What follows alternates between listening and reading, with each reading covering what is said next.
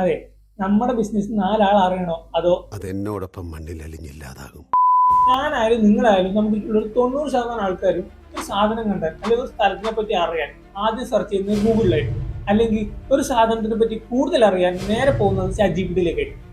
ഒരു വെബ്സൈറ്റിന്റെ വില ഇനിയും നിങ്ങൾ മനസ്സിലാക്കിയില്ലെങ്കിൽ നിങ്ങളുടെ കാര്യം വളരെ കഷ്ടമാണ്. നമ്മുടെ ഒരു പ്രൊഡക്റ്റിനെ പറ്റിയോ സർവീസിനെ പറ്റിയോ സെർച്ച് ചെയ്ത് വരുന്ന ഒരു കസ്റ്റമർ റിസൾട്ടിൽ ആദ്യം തന്നെ നമ്മുടെ ബ്രാൻഡ് നെയിം വന്ന് നമ്മുടെ ഡീറ്റെയിൽസ് ക്ലിക്ക് ചെയ്യുമ്പോൾ കിട്ടുന്ന ആ ഒരു വിശ്വാസം ഉണ്ടാക്കും.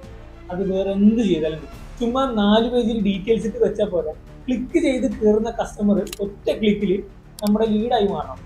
അതില്ലെങ്കിൽ ആ വെബ്സൈറ്റിനെ കൊണ്ട് ഒരു കാര്യം.